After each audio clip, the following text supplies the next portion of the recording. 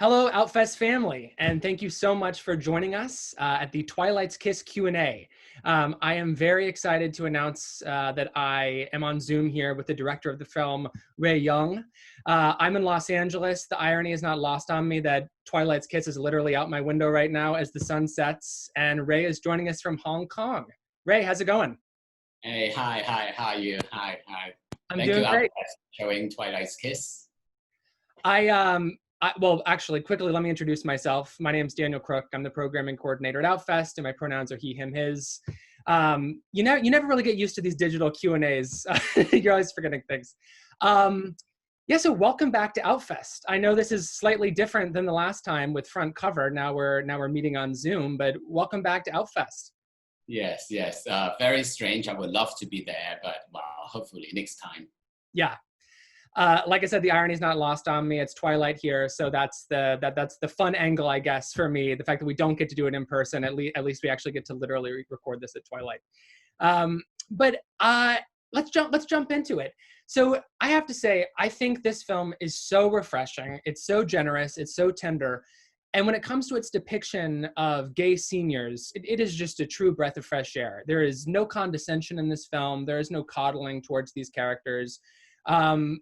I'd love to know about the research process behind the film. I know that you were influenced by a book, but I'd love to hear you speak about it.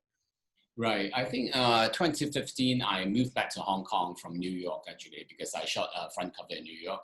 So 2015, I moved back to Hong Kong, really with the purpose of making a Cantonese movie, because I was born in Hong Kong, brought up in Hong Kong. And so I've never made a Chinese movie before, Chinese language. So I started researching, and then I came across this book called the Oral Histories of Gay Men in Hong Kong, written by Dr. Travis Kwong, who is a Hong Kong University professor.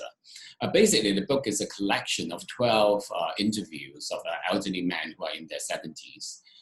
After I read it, I thought this is so interesting because, like in the cinema, we very rarely touch on any LGBT senior topics.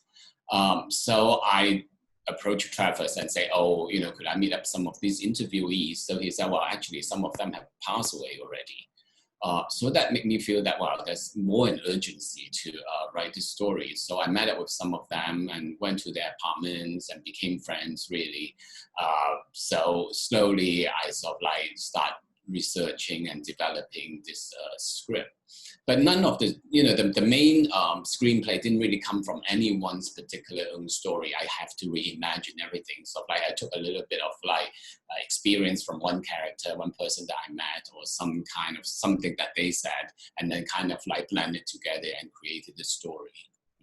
I think that's fascinating, and I think it explains how the characters carry themselves with so much dignity throughout the film. The fact that it feels so authentic in that way, that whether or not it's literally someone's story on the screen, you spoke with folks who obviously could relate to that experience. Yes, I think also I didn't really want to make it like a story where an older person falls in love with someone much younger. Because a lot of the times that you see this kind of story, it's always an old person going after someone young. It's almost like trying to recapture youth. I didn't want to deal with it that way. I really want it to be two people who are both seniors and finding love for the first time in a way, and what that is going to be like, especially they have spent their whole life in the closet. So that is how I sort of like start developing the story. I want to touch on something you said there, just about their lives in the closet, because I've been working at Outfest for about 6 years now. So I've seen front cover. I love the film.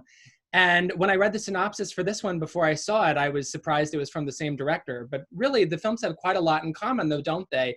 The idea that the characters in front cover and then our two main characters in Twilight's Kiss, there's both this element of hiding in plain sight, don't you think? Yes. I think particularly because in the Chinese culture, I think there is a lot of things that even though you know the truth, but you don't want to voice it, you do not want to say it. So in both, in Twilight's Kiss, both Pac and Hoy, in a way that Pac's wife kind of certainly have an idea, and Hoy's son certainly knows. but they never really approach it. They never really bring it out. They never really address the elephant in the room, because I think it's in a way, it's a very Chinese way to not to deal with something very head on. They try to get around it. And I think particularly in Hong Kong as well, because the apartments are so small and so expensive and people have to live together. So if you have to still live with someone, even though there's a lot of things that you do not feel right about that person or you do not approve, but how do you still get around it and live in a harmonious way at the same time, not really addressing that issue? So that creates a lot of tension in the household as well. So I think that is something that I also want to portray in Twilights Kiss. I'm glad you mentioned just the physical proximity that the families have to one another in the house. Now, I say physical proximity, emotional proximity. Pak and his wife might be miles away on certain issues. I think about what is he doing a crossword or reading the paper in one room, and they're living separate lives even though they are so close together. And for a film that is ostensibly a romance on some level, right, to later in life older closeted gay men forging an important connection together, I was really struck by how much attention you pay to the families surrounding them. I'm curious, how important was it for you to not only portray the routines of those families around them, but the nuances of them, to make sure that they also have a voice in this story? I mean, especially Pak's wife. I mean, Patra AU is just extraordinary in this film. And I was so grateful to see her perspective in the film too. Yes, I think when I was writing the script, Travis and I, the writer of the book, we talk about it. I said, what would be most important is to show that these people have a deep connection with their families. And because it is important to show that they have two things going on. They have this desire for, to be themselves, but also they have these families that have spent their whole life building. So it's two things that are important to them. That's why it makes their dilemma, make their choices much more difficult, you see. I mean, if you make the family's being very mean to them, threw them out or anything like that, and of course the choice is very clear. Of course you would go for something that you deeply desire. But when there are two things that is very, very, very important to you, what would you choose? What would be the important choice, I think particularly with men of that age group in Hong Kong, because they grew up in the 60s or 70s or 80s in Hong Kong, and family network was so important to them, they couldn't really say send a resume and get a job. A lot of the things is through connections, your neighbors, your families. They are the ones who will recommend you for work. So your whole life is surrounded by these families. So for them to break away from that at these days and age is very, very difficult. So I think it is important that to highlight that the family's importance to these people particularly. The way you describe desire and motive for Pak and Hoy, you really had to cast the right people for these roles in order for all that to come across on screen. The film is not heavy-handed, is the last thing I would call it. It is so delicate and intuitive and tender, and it really, in many ways, rests on the strength of those two lead performances to communicate so much of what you said. So I'm curious, what was the casting process like? How did you end up with Tai Bo? How did you end up with Ben Yun? And what was it like to work with them? Yes, well, let's put it this way. I've never been rejected by so many men in my life. It's I went through over 100 actors, honestly, because it took me 9 months to cast the two leads. A lot of actors, because of that age group, they are 60, 70 years old. A lot of actors from that age group, they all came from Shaw Brothers or TVB. So they were all doing martial arts movies, action movies, swordsmen, kung fu masters, detectives, all that very, very masculine role. So they already have that image. So as soon as they heard that, oh, it's a gay role, I'm not so sure. So a lot of them turned me down quite quickly. And then the ones who said, I'm interested, then they said, well, I don't want to kiss, I don't want to hold hands, I don't want to be topless. So there's a list of things that they didn't want to do. So of course I didn't pursue them. And then eventually we have a handful of actors who said, yes, I will read the script. And most of them, after they have read the script and they are interested, they are hooked. So then we do a chemistry test and sort of put them together. Tai Bo, I actually watched a movie that he was in. He was playing like a father, and I thought he was really good in it. So I tried to find him, and he actually had moved to Taiwan already. So I had to fly to Taiwan and to talk to him about the role, and took him about like a couple of months to decide, because he had to show the script to his wife, and his wife had to approve it. So Ben is much easier, because Ben he works in the theater mostly. So he has played gay roles before, so he was much more open. So, but Ben is like in his 50s. He's not really at that age group. By the time that I cast Taibo, I really exhausted all the actors of that age group already. So I had to go down to someone who's in their 50s and sort of like, put makeup on them and to make him look a bit older. Yeah.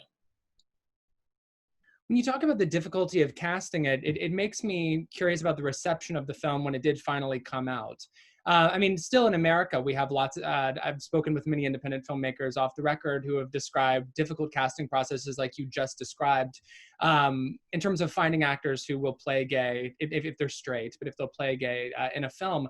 But you're describing a slightly different context. And I think that a lot of our viewers may not exactly know sort of the environment in Hong Kong as far as LGBTQ issues are concerned. And so, like I said, the film's already come out. You've already won quite a few awards and played a lot of festivals. What was the reception like in Hong Kong when the film was released? I think it really, really helps, because like we got the Golden Horse nominations, and then we have 9 Hong Kong Film Awards nominations. That really helped, because like when we were showing the film, well, first of all, it opened in 60. So it's quite amazing for an independent LGBT movie. And when we did the Q&A, a lot of people who came were like heterosexual couples in their 60s or 70s. And so I asked them, I said, so how come you come to see this movie? He said, well, mainly because of the awards, because like we are curious. And they said, this is the first gay movie I've ever seen in my life. So, and they said, I always felt that gay people have certain stereotypes. They are all very fashionable, they are all buff, they're all very glamorous. But in your movie, you portray them as very, very regular, ordinary people, could be anybody around us. And that really made me rethink about, oh my God, so the doorman or the cab driver or bus driver, anybody could be gay. It doesn't have to be that particular image. So for them, it's very eye-opening. So I think in that way it was very good, because it really makes people to rethink about what gay people are like, And they said, well, I can really now understand why for them it's very difficult to come out. It's mainly because their attachment to their families is so deep, and therefore for them to come out and be themselves at this late stage in their life is really about almost like betraying everything that they have spent their life building. So, that is also something that they kind of notice. What you just described reminds me of the only reason that my parents went to go see Brokeback Mountain in the theater. It's this because it was nominated for all the Oscars, right? Yes. I think that kind of things help, in a particular way. A lot of the things that, the awards and things like that. What it does help is this. It raise the curiosity and bring people who normally do not see this kind of movies into the cinema because of that. So I think it's very useful in that way. Absolutely. I feel the same way. And I could talk about that for 20 minutes about the importance of awards in order to provide a platform for films that may not be seen by certain audiences otherwise. But I imagine there's another strain in the film that heterosexual, homosexual audiences alike in Hong Kong found relatable, which is the way that you portray the city, more specifically, the way that you portray characters interacting on the streets. There's a number of wide shots, very deep focus that just breathe with an authenticity of urban life. And I'm curious, how important was it for you in terms of finding your shooting locations? Sorry, go ahead. Yes, I think it's very important, because I really want to show that it's, in a way, the movie is a love letter to Hong Kong, really. Well, Kowloon, really, because they are actually living deep in Kowloon area, in that Sham Shui Po area. Because that is an area that we don't often see related to this type of movie. And because I also want to show the two main characters of their background, they came to Hong Kong from China as refugees, in the 60s and 70s. And they are the ones who have spent their lives and sacrificed a lot in order to build Hong Kong as what it is today. So I really want the city to represent that, the kind of sacrifice that they have made and built up, and something that has that kind of texture. and that kind of mood and feelings that they have built up. So that's why, I mean, looking for the locations was a very important, but also a part of the locations was also through my research, like the gay sauna, like I met up those older gay men, and then they told me the one place that they could go to is this sauna, which is catered mainly for older gay men. So I went there, and it was very eye-opening for me, because I went there like at 4:30 in the afternoon. The whole place was packed. And by 6:30, everybody left. So I asked the receptionist, I said, how come people leave so early? So they said, oh, well, because a lot of them have families. They have to go home and, have dinner with their wives and kids. So it was almost like everybody knew that everybody are married, but they all go to this place, which is very strange. So I went there a few times, and of course there's an area where there's like dark room and people can go and cruise and that. But actually there's a big majority of the space is for just, and people sort of hanging out. There's a TV room, they were just watching TV. There's 2 karaoke rooms where they just sing karaoke's and they play mahjong and that. So I realized that, the place is really more like a community space rather than just a cruising area. So I thought that was very interesting. And so we shot quite a lot of scenes in there as well. I was just about to ask you about the sauna specifically, because when you talk about it as a love letter to the neighborhood, it wouldn't be appropriate if you weren't including queer spaces like that, which are very much community spaces, right? Oh. Yes. Yeah. I think for a lot of people, a lot of the audience who came, is that I have never imagined that Hong Kong had places like this. But actually there's a history. I think from the book, actually, a lot of the interviews, they actually came out a lot of things. It's almost like a gay history of Hong Kong that has forgotten or lost. So I think this movie, I also want to try to capture that. So there was one scene when Pat and Hoy, they were talking about the old sauna. There was this old sauna in Hong Kong in the 70s called Yuk Dat Chi. So they talk about that sauna in the scene as well. And that is part, because that sauna is now gone. So it's part of the gay history. And I want to sort of retain that in this movie as well. Oh, that's wonderful. I mean, you're completing a picture, and so many people probably aren't even aware that they're missing pieces of that picture. I think I need to get a copy of that book now that I've seen the movie, just to learn even more about this. I feel like you're sort of already answering my next question, but you were saying earlier, this is the first film that you have shot in Hong Kong in Cantonese entirely. And I'm curious, why was it this project specifically that you knew you had to shoot it that way? I think because the book itself is like oral histories. So it was just really just interviews. And then I felt that I need to be loyal to that, because there is a certain texture of someone just basically talking about the good old days or their histories or their experiences. So I really want to have that kind of like very realism that's attached to the movie. And also because the 2 characters are from that particular blue collar background. And I just feel that that kind of like grittiness, it fits with the that story as well. Absolutely. I as you speak there, I'm just starting to think of more of the details surrounding the characters in the film that make their context feel so specific. I'm thinking about Hoy's sort of religious family, for instance. How important was it for you to make sure that religion was included, not just on the periphery, but as a very real tension and concern for the characters? It's interesting, because when I interview some of those elderly gay men, a lot of them are Christians or have a faith, religious faith. So I asked them, I said, do you feel that being a Christian, it might not go with, being gay? So they said, in very typical Hong Kong fashion, they said, well, I just take the things that I think is useful for me. The ones that are not so useful for me, I kind of ignore it and things like that. So I go, okay, that's fine. That's your way of dealing with it. But it came across as something, it's like, even if you're gay, you don't really have religious freedom. Because if you are heterosexual, you find a religion which can give you tranquility, something that you feel, you can rely on, then go ahead, you're welcome to believe it. But if you're gay, it's completely different. Even if you find something that you feel that is important, it can give you peace of mind, you are still have to go through this test. Is this religion going to be able to accept me? So I really want to portray that kind of tension in Hoy's family, having a son. I mean, a son is not someone, he loves his father, but it's just the way he expresses it is very different. And because he has this faith and he just wants to almost cleanse his father from this sin. So therefore, there's always that tension in his family. But I didn't want to make the son to be very, like he doesn't love him. But the love is very, very conditional. I think that's how I want to portray it.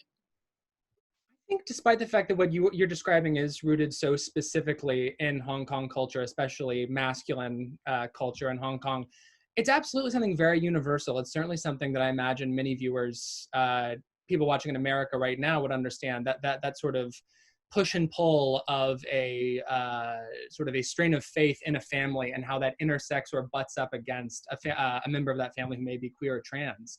And I guess for my final question, I would ask, what is it that you hope an audience out here in America takes away from the film? Because you've done such a beautiful job of explaining how deeply rooted it is in Hong Kong culture, specifically in this neighborhood that you speak about so beautifully. What is it that you hope that an American audience takes away from the film?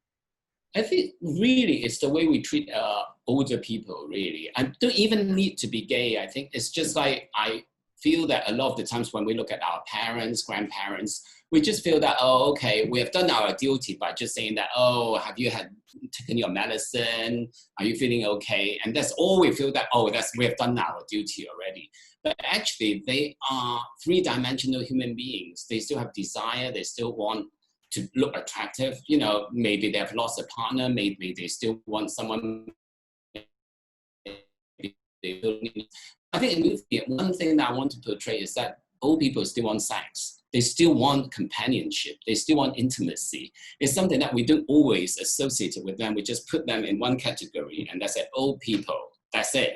We don't really look at them three-dimensionally. So I think, it's just go home and just talk to your parents, your grandparents, like they are people, instead of just one thing that's away. So I think that's one thing that is very important. And then, of course, for the younger gay people, sort of like appreciate that maybe the older generation, they are not able to come out for a lot of different reasons because of their background, because of their histories are very, very different from us. So therefore, them to make those decisions, they have different things that they're concerned about. So yeah, more empathy, I guess.